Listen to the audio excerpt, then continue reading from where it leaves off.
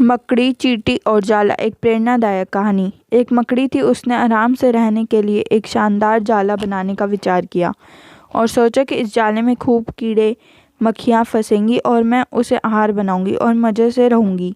उसने कमरे में के एक कोने को पसंद किया और वहाँ जाला बनाना शुरू किया। कुछ देर बाद आधा जाला बनकर तैयार हो गया। वह देखकर वह मकड़ी काफ़ी खुश हुई कि तभी अचानक उसकी नज़र एक बिल्ली पर पड़ी, जो उसे देखकर हंस रही थी।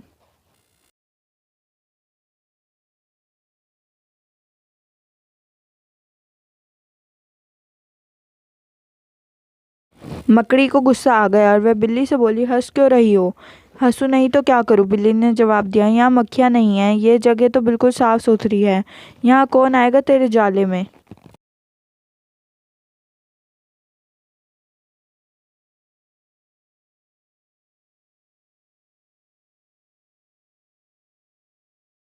ये बात मकड़ी के गले उतर गई। उसने अच्छी सलाह के लिए बिल्ली को धन्यवाद दिया और जाला अधूरा छोड़कर दूसरी जगह तलाश करने लगी।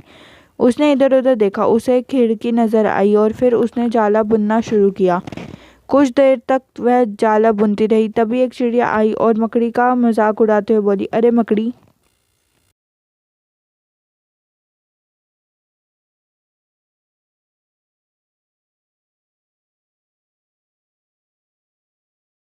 तू भी कितनी बेवकूफ़ है, क्यों?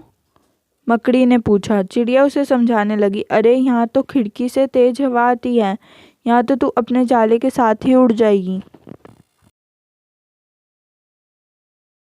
मकड़ी को चिड़िया की बात ठीक लगी और वह वहाँ भी जाला अधूरा छोड़कर सोचने लगी, अब कहाँ जाला बनाऊँ? समय काफ़ी बीत चुका है और अब उसे भूख भी लगने लगी थी।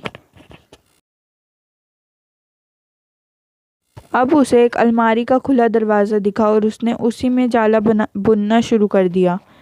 कुछ जाला बुना ही था कि तभी कॉकरोच नजर आया, जो जाले को अचरज भरे नजरों से देख रहा था।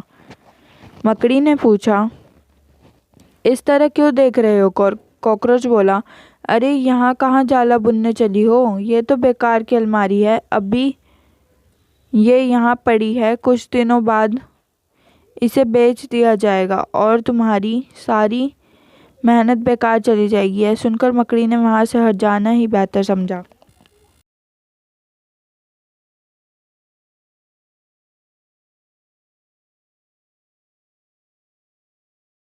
बार बार प्रयास करने से वह काफी थक चुकी थी और उसके अंदर जाला बुनने की ताकत ही नहीं बची थी।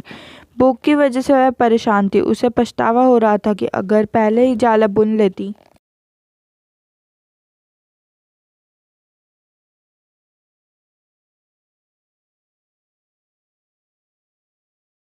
तो अच्छा रहता, पर अब वह कुछ नहीं कर सकती थी, उसी हालात में पड़ी रही। जब मकड़ी को लगा कि अब कुछ नहीं हो सकता, तो उसने पास से गुजर रही चींटी से मदद करने का आग्रह किया।